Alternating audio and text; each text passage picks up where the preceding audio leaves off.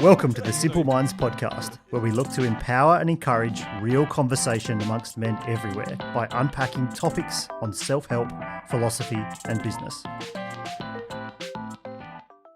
G'day everybody, welcome to the Simple Minds podcast. My name is Conrad Francis, and I'm joined at the table by Travis Hato. Hey. Matt J. Magic Hannum, or Magic Matt J. Hannum. Probably sounds better that way. Hi. Good day. Justin J.B. Bourne. Good day, sir. How are we, gentlemen? Great. Sensational. Sensational. Good that I'm in your proximity, Conrad. I really enjoy being in your proximity, Conrad. Your energy proxy. That doesn't need to. Oh, stumped for words. Are you blushing? Usually I get belted. You get belted like a little. I won't say it. We're drinking today a Lost Lane from Australia, 2016 Cab Merlot. Not a bad drop. Whereabouts in Australia? I don't know. James The full Stokes. flavour of the Cabernet Sauvignon is complemented by the richness of the Merlot. Long Valley in New South Wales. The nose exhibits fresh berries, funny that, underlined by subtle oak. The palate is long and rich with a flavoursome finish. Enjoy. I will. I will once you pour it. Once I get it in my hand. Oh, I probably should have poured it first. That's okay, we can do it now. Sorry. But this is a bit of theatrics for the viewers in the armchairs that they've got. Sorry, I just dribbled yours here, Trev. I did notice that. Thank you. It would be cool to see Right. people are sitting in their You can have the armchairs. dribble. You can have the dribble. Give me the dribble. Cheers. Cheers, mate. Cheers. You can smell it already. Yeah. Very good. You can taste the Merlot. I've got a quote for you. Oh, it's a bit sweet. Got a quote for you. The day came when the risk to remain tied in a bud was more painful than the risk it took to blossom, by Anaïs Nin. How does that resonate with you guys? The day came when the risk to remain tight in a bud was more painful than the risk it took to blossom. Yeah. Profound. The topic I want to talk about is how well do you know yourself, and are you ready to find out? Obviously this podcast and video YouTube thing now is It's a vodcast. it's a vodcast, not even a vlog. Vodcast. It's a vodcast. You should be drinking vodka. But That was good. those that have listened to a few of these episodes would know that obviously we do champion the cause of personal development, and experiencing the journey I've had over the last few years and the ones that you guys have recently been on over the last probably 12 months more so, specifically, I guess what I wanted to try and unpack is the value behind some of the exercises that you've adopted, and get it down to a point of the value behind some of the exercises you've adopted and why. Clearly, it's not about me, because people are bored hearing about my shit. Because what I realised was that you're not born knowing yourself. So the job or the task to actually get to know yourself is one that you make as a choice. Okay, because you generally want to experience more from life, or you want to add more value to those around you, and you want to be a better version of yourself in all facets. So it's a definite choice. You don't get to know yourself simply by growing up, by experience. I'm 48 years of age, and just by getting to 48, without making the choice to unpack the stuff inside me, I wouldn't have got to know myself. I know there's a lot of people older than me and around my age that can't claim to know themselves well. Again, through choice. So knowing yourself is a conscious effort, and you do it with intention and purpose. But around the table, I'm 48. Trav, you're 30. JB, 30. 38. Hannum, 38. I mean, I guess you guys have all gone on the self-discovery journey at different stages in your life. Trav, I know I've known you since you were, 17, 18 years of age? Yeah, 18. 18. So, I know that you started fairly early in that desire to unpack a few things, and maybe that came about through tragic circumstances in some areas. But I guess, what have you valued over the last 12 months? And let's get to the point where we're getting on the same page, and so people can understand the languaging that we're talking about all the time, because we talk about in results, we talk about vision setting, we talk about all this stuff. But where has it come from, and where is it at with you guys at the moment? In to answer that, Conrad, my journey into personal development and understanding myself really didn't happen until my mid-20s, when I went through some I guess significant health concerns, which actually I think it definitely presented physically, but it actually I then came to realize that there was a lot of mental challenges that were there. So I started by getting sick, just a bit of a cold like any other time, and all of a sudden that was a few weeks, and I continued to basically be unwell for 8 or 9 weeks, and I was really struggling. I was at a new job, and as a mid-20s male who had worked all sorts of hours, done all sorts of things, been very felt very strong and capable and confident, all of a sudden I had a real I guess the confidence in my body had taken, and my body and my mindset and everything had taken a real big hit. And it took me a good couple of years to work through this process. It sounds easy and I can talk through it very quickly now, but at that point, that was my whole life.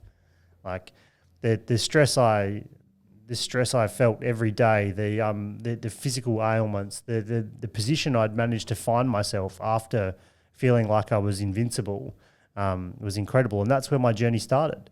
And that's 13 to 14 years ago now. At that point, I picked up my first book on personal development. No one around me knew what the fuck I was talking about. I don't know. I was just trying to figure that out. But I actually think it was probably more likely that I found a few blogs and things, and I went through that sort of process rather than books. But what I knew is at the time, and with the energy that I had, my mental energy, I really struggled. I really struggled to even consume a lot of it, because it was a bit of a head fuck, frankly. And I was literally in such a point of fatigue that I felt good about my day if I'd got through whatever work I'd had to do, and sometimes that might not have been even going to work, and I'd taken my dog for a walk, for a lap around the park. That was, at that point, I felt like I'd had a good day. And that was being 25-year-old who up until that point was doing all sorts of things and playing all sorts of sport and doing everything. I'd got myself into that point. It's been an insatiable, I guess, thirst for more information, more discovery, self-improvement since that day.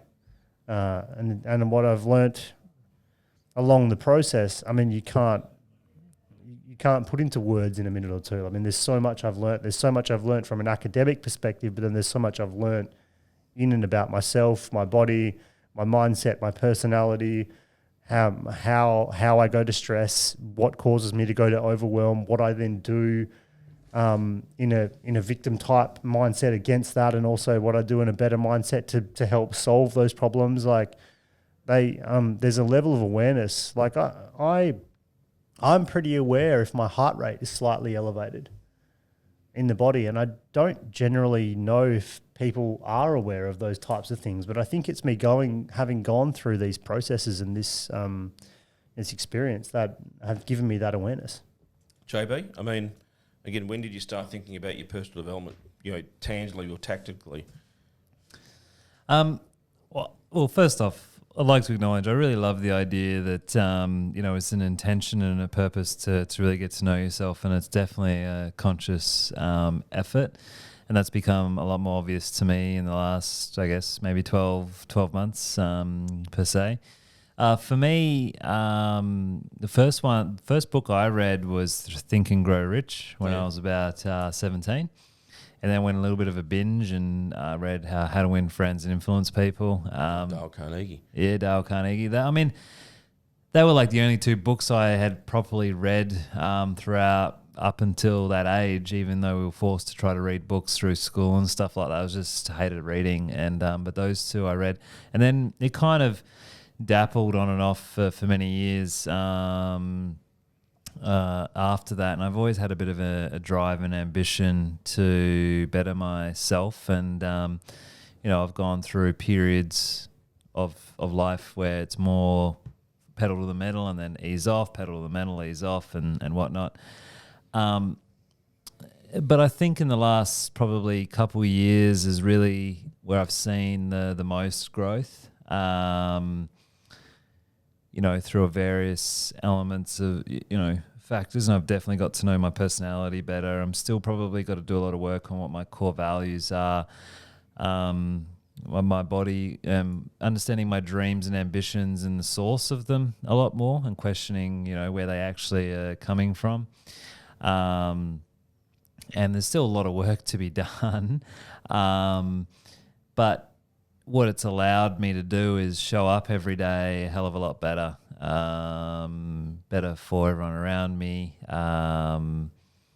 to better contribute to that. And I'm actually really grateful. I've started whatever you want to call it, self-growth, self-development. We've talked about this. It is a word, whatever. I'm grateful that I've had this experience at this young of an age. Was there a particular moment, like Maddie was talking about, his physical state? Was there you said you picked up Think and Grow Rich at year 12 or whatever it was. For me, we grew up, we weren't well off by any stretch. And so for me, a particular moment, and I've shared this story, I think, in other mediums, is that what vividly stuck with me was my parents were really struggling, and we had to go to the Salvos or the Red Army to pick up food because my parents couldn't afford any food for us. And I probably would have been only 9 or 10 at the time. And that experience has just been just printed into my brain since, and I can just recall a lot of the stress and anxiety that my parents and stuff went through that period. I know they were doing the best that they could, and I'm grateful for that. And I just kind of from there, I believe, had this kind of I don't want to ever impasse. I don't want to feel like how I felt as that 10-year-old boy in that moment. And I think that's what kind of embedded me with a bit of the drive and ambition that I have. So that's what I stand as I continue to do work on myself. I know that's not the only moment, but that moment for many years was the catalyst of going down that path. And then, I think as well, being quite shy. But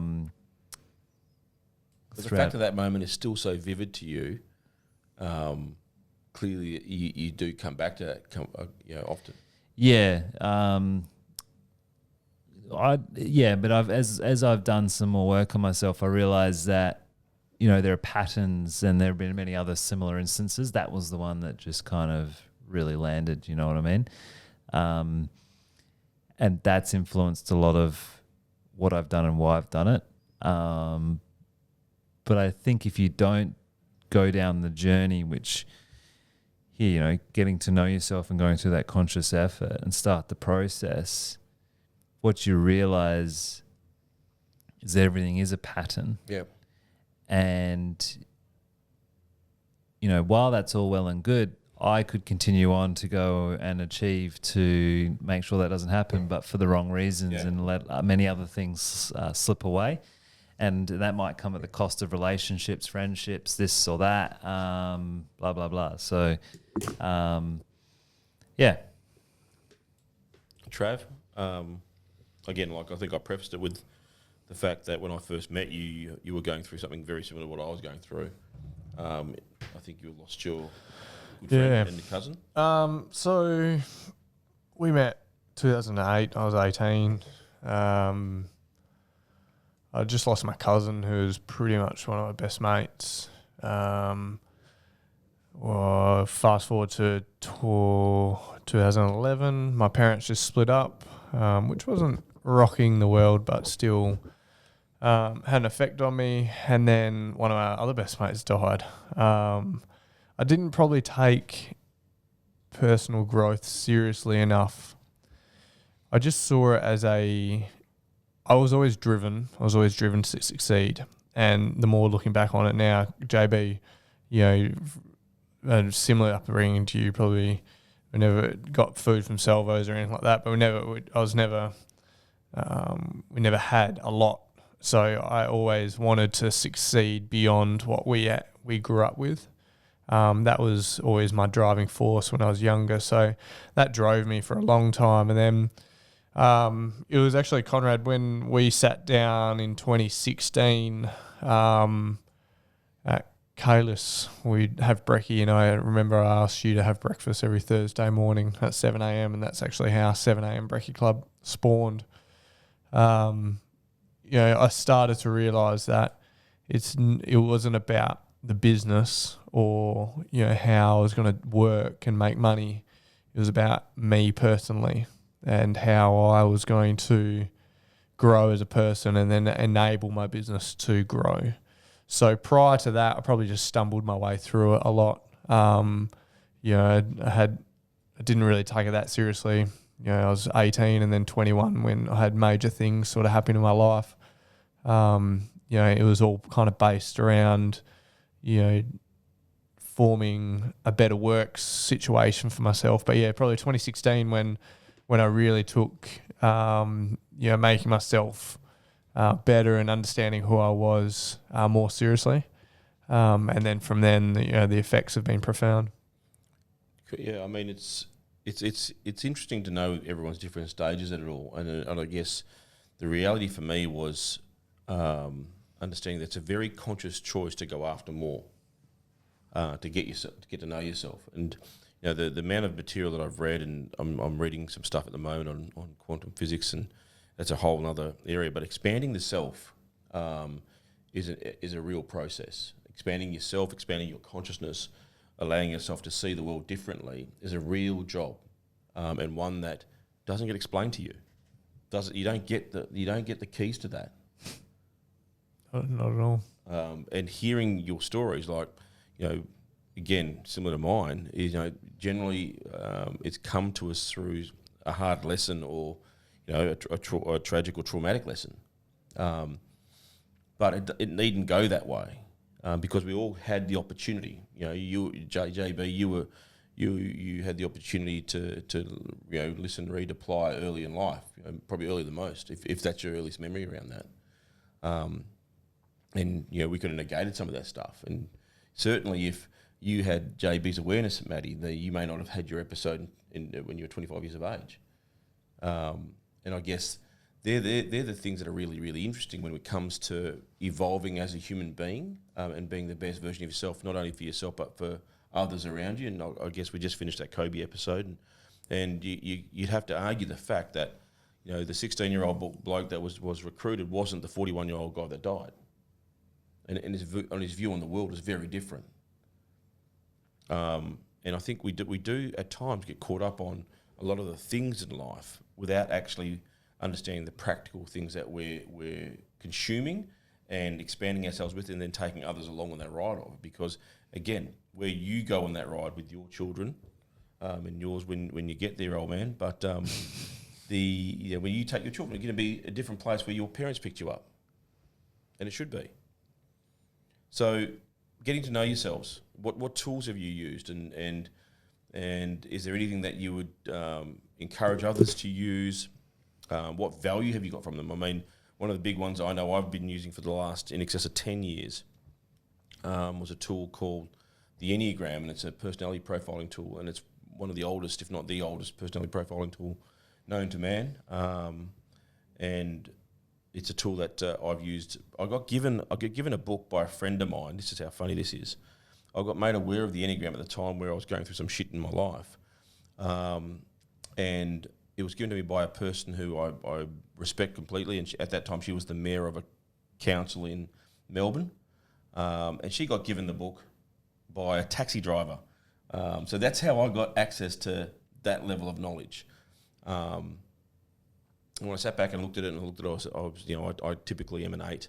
And it's got its different wings and stuff. And how I teach it these days is that, for me, it's one of the most complete tools because it shows you signs of you at stress and signs of you at growth. So at any given time in your life, you can orientate yourself. Who we know we are, we can give ourselves the orientation away from our stress and towards our growth. It's the only tool I know that does that. and this was evolved over 2,000 years ago. Can I maybe before we delve, if we go down that, I was asked a question recently by someone just on the point of kind of consciously starting the process of self-discovery. And maybe we can, and this is for you, the host of today's episode, but it's like, how do you get started on this if there wasn't a particular like catalyst or whatever? So, because one person asked me, they were like, what do you tell people, like, what's the first step? Yeah, it's interesting, but the first step is a really interesting phrase, okay? I'm a Freemason. And the word step is an interesting phrase in the work of Freemasonry.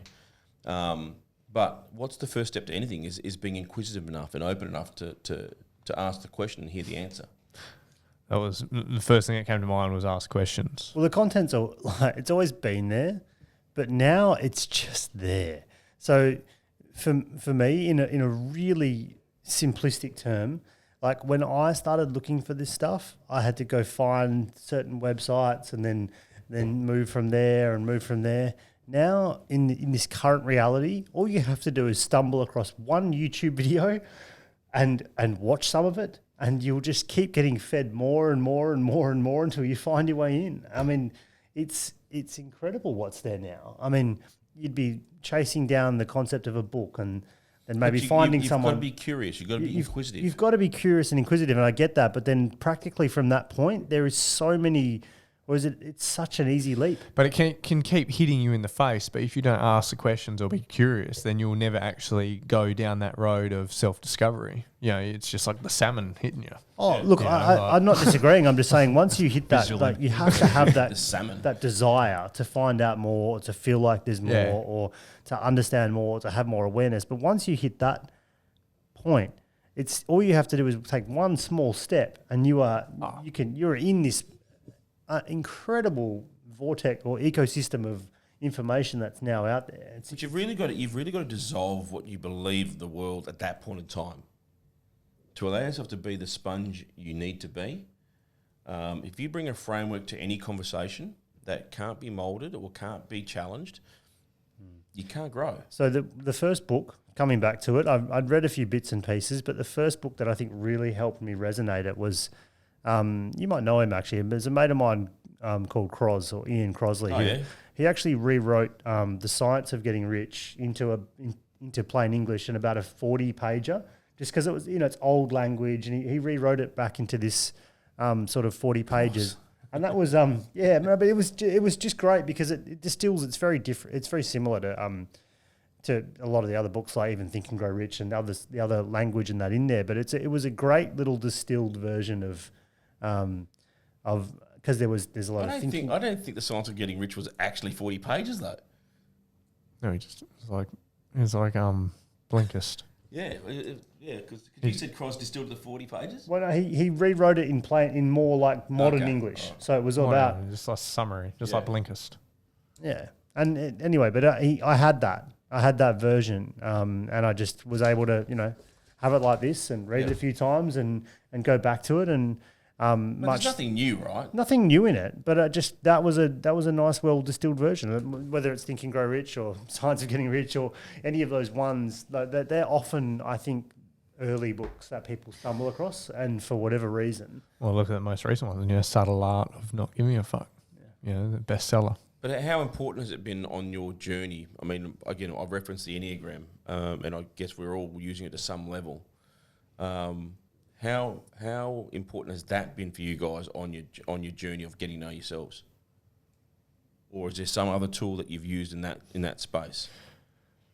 Well, I haven't connected with the Enneagram as much as I should have. Something I'm probably waiting to do, or I'm going to do. For me, love language was quite profound because it enabled me to communicate, which was something that I was really bad at. So that was a framework, or a system that allowed me to communicate better with people. So early on, that was, a book, a system that really gave me insight knowledge into how I ticked, but then also like how I could serve others better. Yeah, with the Enneagram, I really enjoy the daily Ennea thought, and I use it as a good barometer. So if I feel like what's been said is like, oh, cool, that's definitely me, but right now I'm not behaving that way. Yep. I'm feeling good. And then if it says something to me and it's like, nah, that's me, like in the middle of that, I'm in that shit right now. Then I know that I've got to have some awareness around that. It's an orientation tool, right? It is a good tool, and I do use it often in my journaling. Even if I so much as write the sentence back out again and say, "Yep, certainly me," but right now that's not me, yep. and I'm good with that, and I'll just move on. So I do use it often, and I really enjoy that because it's a more. I mean, it's not personal. Obviously, there's one of a number, and there's many of us doing it, but it hits home pretty hard almost every day, and so it feels like it's a direct message to you, and I find it a really valuable tool. I mean, I'm probably similar. Like, I haven't fully delved into the Enneagram and whatnot in particular, but it definitely has helped, like, an additional framework of understanding. Like, it's really powerful to help you understand yourself. And I mean, there's disc profiling and these type of things, and just continually reading books has been very helpful for me. Like, going down philosophy and stoicism and these things like that, and then referencing. But when I think about it, what's enabled me to get further self-awareness on top of some of these tools that you guys have already mentioned is the element of the mastermind, which is what we kind of call our 7 a.m. breakfast club. And I don't think I would be where I am or have the knowledge about myself if I wasn't surrounded by the likes of like you three fellas and the others that are in that group. Because and I think we've been saying this quote a little bit in the last couple of weeks, Conrad. It's kind of like when one teaches, two learns. And I think when you share your whatever experience or what you're going through to also learn or to concretize their learnings about themselves, because as we know, we're all a reflection or mirror of anything that's going on. And so, sharing your experience and other people, because people talk about self-awareness, but the fact of the matter is, from my view, is that there are very few people who have very good, clear self-awareness, because it's so hard to be able to see yourself fully and wholly compared to how others see it, because it's perspective, right? Yeah. As we've talked about, there are probably 12 plus different perspectives going on right now in this situation. Plus now, people listening to us and this and that. And so there's an infinite amount of perspectives of this situation and even what I'm saying in this moment. And so people can see you much clearly than when you can ever see yourself. So the power of the mastermind and being around great mentors and individuals has probably been one of the best tools that I'm a massive advocate for, and I'm very grateful for, because if you're around toxic people or people who have, and you mentioned it, Conrad, around, or all of you did, around the curiosity to take the first step. If you're around people who don't believe in this stuff, you can be like, oh, I read Think and Grow Rich. Ah, yeah, it's fucking this and that and stupid, and, you fucking the government, this and that anyway is going to fuck you over, and the banks and this and that. And so what are you reading that for, And like, if you got that in your ear by times 4, mate, unless you, for whatever conditioning you have, it's pretty impossible expectation. Someone's got to have some pretty serious willpower to pull themselves through that. But that's just the level of consciousness people are at, right? Correct. So I'm just saying the proximity that you're around, you've got to be super mindful of. And that continual 7 a.m. standing thing that we've had for the last now nearly 2 or 3 years, like the consistency of that has just been foundational. Like the piece on your core values, Trav, I think Love Languages talks to that quite well. I don't think, I'm not of the belief that Love Languages talks to your personality more than what you value. No, I agree. I guess so. For me, values is a very important thing, because I think that's the lever to integrate your authenticity and who you are, because that's more around your moral compass and stuff, right?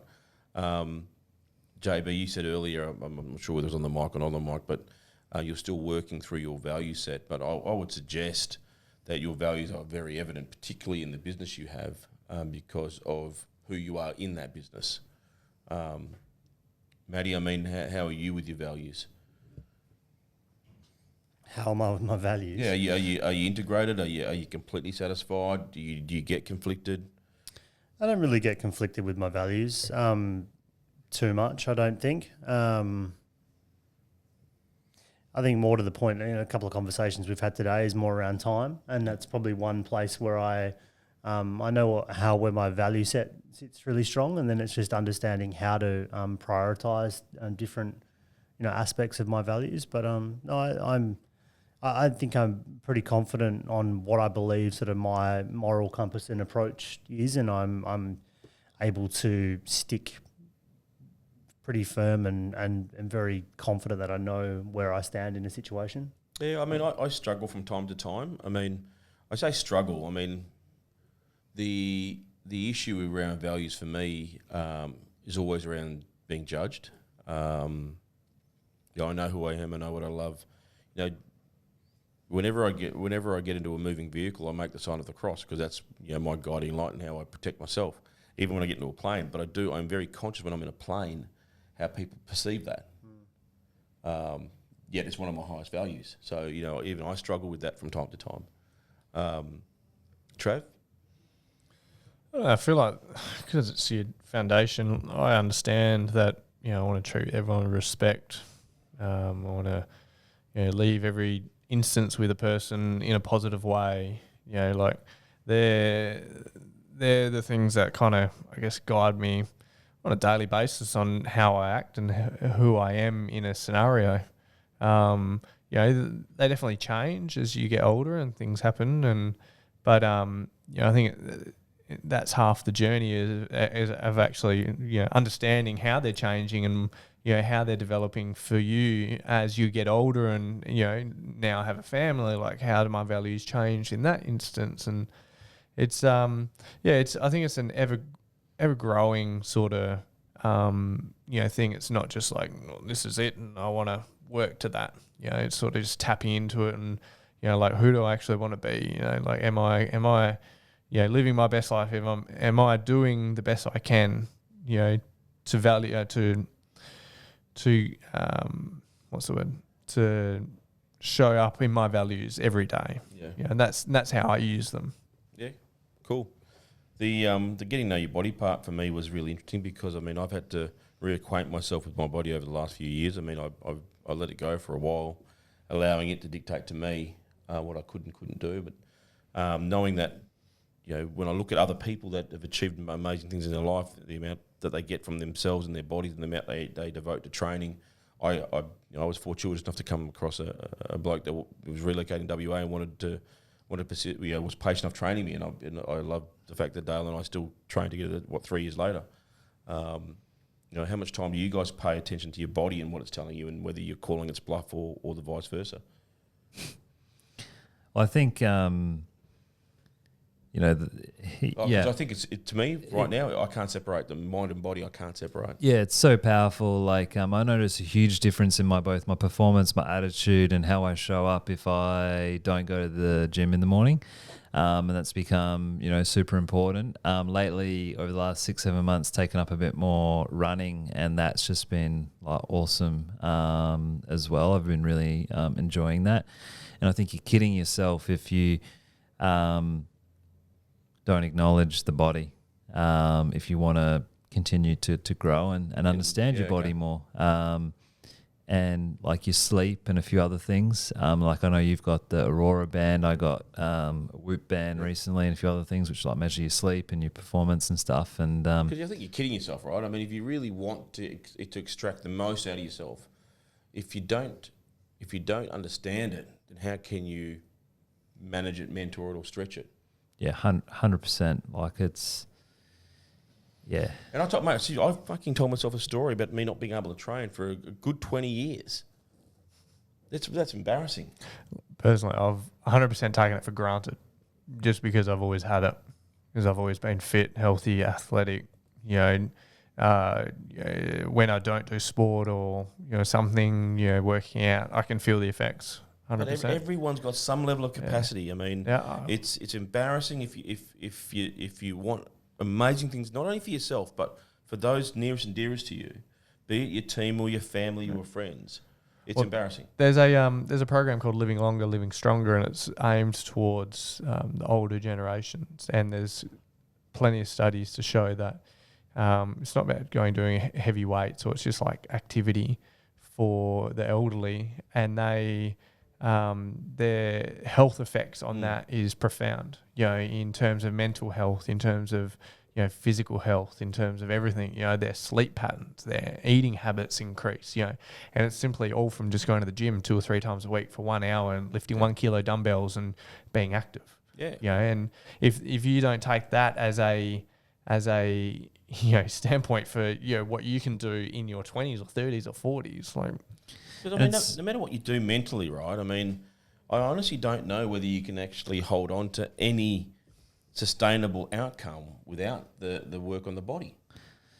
And even the awareness of what do you do when you go into states of which we've talked about recently, like stress and overwhelm, of like, you're going to go to the booze, you're going to go to caffeine, or the gym. Or, like how are you going to thrash the body to compensate? And so if you're smashing 10 coffees a day, which I've probably been close to doing pretty consistently, and eating sugar and stuff, you show up like dog turd, to be frank. It puts a limit on top, right? Yeah, I mean, I definitely have found that same thing. Like if I'm not training, like there's my limit. If I am, the limit can go higher. But like if I'm not working out, if I'm not looking after myself, and it goes on, other things are important too, the meditation, the journaling and all that as well. But just training specifically, moving, and having. But it's irresponsible if you've got children, right? I mean, that's the point I'm at. It's also if you're responsible it's also for anyone, really difficult, and I do see a lot of parents get through the 10 years, let's say, of the early years of their kids' lives, and then go, shit, I'm fat, I'm this, I'm that, and then they'll do a big kickback, and so that it is difficult to. It just takes extreme discipline through that period. Like I'm still in that phase that I'll regularly be woken up during the night and those things, and it messes with your sleep. I'm at the moment I'm wearing a Fitbit. I look at it and like you watch what's happened in the night, and you're going, that can't be providing me the best possible outcome, but it's just where it's at. And so then you have to be even more mindful and do even more things, or find other ways to make sure that you're keeping yourself in the best possible state you can, because it definitely affects the mind, and then it definitely affects what you're able to do during a day. 100%. I mean, I'm mindful of the time. I mean, it's something that, there's obviously two things I want to touch base on, and I'm probably not going to do either of these very, very much justice, but I'd want to get them in. Getting to know your likes and dislikes, and why that's important to me is because as I've become older, particularly for me to accept myself, without accepting myself in those spaces and being able to say no or yes confidently, other people around me can't be the best version of themselves. That's how I've gotten to. So, if I don't want to do something, it's okay to say no, not just go half-assed into something. I'm either all in or I'm not.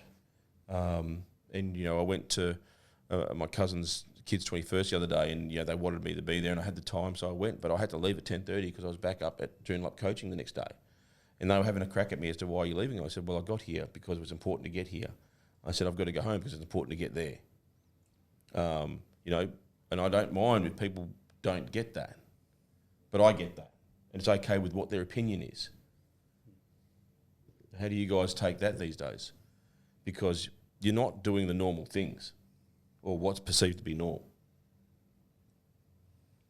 For me, it's been a process. I'm getting better. There's moments, right? I think particularly when you're like, your 20s and 30s, there are a lot of like events and things and stuff going on. And so I'll admit, but again, it comes back to the process of learning to, and I think the process of self-love, the journey to self-love is a process. and is a journey. Fuck, that made zero sense. But the point is, The journey to self-love, the journey to self-love. yeah. Self-love, journey, self-love. Yeah, Clickbait, self-love. clickbait, Keyword. clickbait. You know, it's a journey to self-love, and that's a process to it, I think. Knowing when to say no, when to say yes, and holding the power that's true to you. But you can only be there if you know why you're showing up and what you're doing. Because if you don't need to be anywhere else, well, you know, yeah, that's part of it. And knowing what you're doing, which I guess is the other part of the dreams. Yeah. School's a great example. I hate school. Yeah, but just like the understanding of when you're not there and why, and there's certain things that are obvious and people just generally grouping people understand. Like they understand what a normal job looks like, normal job with a bit of overtime. You know, they understand FIFO actually. They understand the fly in, fly out thing, and that's okay. But they don't understand, like, generally, you know, like what I do. And so it's always like the questions or the, you know, oh, you're doing that, or how come you're heading off there? I mean, and you just do things differently. Like at this point, my time is very precious, even with a few personal things going on. And one random thing I did on the weekend was drove with my family because we were somewhere else, dropped them at a birthday party for my son William, all of them. And I was going to drive home and then drive back, and that was an hour. And I was like, I don't have that hour. I don't have that time. I took an Uber back. And everyone's like, what the fuck are you doing? I was like, I'm catching an Uber home. I've got a voucher anyway. It's going to cost me $6.80. But that I value that hour and a half that was going to give me and be able to focus on what I had to do that afternoon so much more. But that's not generally what someone would do. And that's not the process. But it's those little things where you just have to go at your own path and just not give a shit. Yeah. How important is it to know your dreams? Nah, not really, eh? It's probably the biggest one for last, right? Yeah. Nah, forget that one. Forget that one. All right, thanks for the episode. Cheers. But I mean, it's probably the biggest, but the hardest. I think the only thing I would just like to add on dreams, I agree it's the important, is when you dream, be willing to challenge that they're your own, and that the source and the motivation of those dreams are not coming from the wrong reasons, and they're not coming from the pressures and the influences of others. That's it. They also have to have the utmost clarity, because you can manifest it, but you might manifest it slightly differently. And that might be completely fine. But if you don't completely provide that clarity, it's going to manifest in a different way. I'm good. Daydreaming. He's just dreaming, yeah. Daydreaming's amazing, right? I do it quite often. If you can give yourself a chance to dawdle off and have a daydream, it's crazy. But a lot of the things I've achieved in my 48 years on this planet have come from dreams. You know, certainly anything worth having. Have a dream. Certainly anything worth having has come from a dream. What's your quote here, Conrad? Yeah, do you guys got quotes that you guys reflect on regularly? My Facebook quote, and I think, I'm not sure how long you guys have been on Facebook for, but I've been on Facebook since probably 2007. And back in those days, it asked you for what your favourite quote was. And the quote I put on there was one from Carl Jung, the psychiatrist. Your vision becomes clearer when you look inside your heart. Who looks outside dreams, who looks inside awakens. Nice. I'll do a Kobe one. The most important thing is to try and inspire people so that they can be great at whatever they want to do. To give in love is to receive in love. Travis Hader. Travis Hader. Paul Chapman. Actually, I don't know where that came from. Paul Chapman. Paul Greg. Is it Greg or Paul? Greg Gary. Chappell. It's Gary. Gary. Gary Chappell. I pulled out an Enneagram quote, and I'm not going to raise it because it means something to me. But you know what? At the top of this, and where we started this episode, you provided a great quote, and I think it's a good one to wrap it up.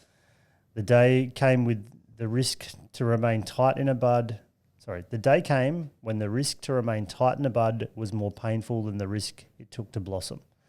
And I, for me... And all our growth came from spaces where that was what we faced. Yeah. That's where I wanted to try and get to when I first started the, discussing where it came from. It was that. We talked about physical, many of us talked about physical distress or whatever that looked like. And it came from a point where it just manifested. It was just one side. It was so painful that it was time to invest in change. Thanks, gentlemen. Thanks for being open. I thought I'd see some tears today, but I didn't get any. Too many masculine people turned up. I don't know why you'd expect tears. Not in that. Oh, well, I nearly cried. Anyway, thank you. Thanks for dialing in. Right. Cheers. Thanks for dialing in. See you next on time. the rotary dial. Bye-bye. See you for now. Thanks for listening to the Simple Minds podcast. If you like our show and want to know more, then check out our website at simplemindspodcast.com. If you like, you can even leave us a review on Apple Podcasts or share this episode with a friend. The Simple Minds podcast is also on Facebook, Insta, and for those that like to keep things formal, LinkedIn. So follow us there if you want to keep up with the latest updates from the show. See you next week.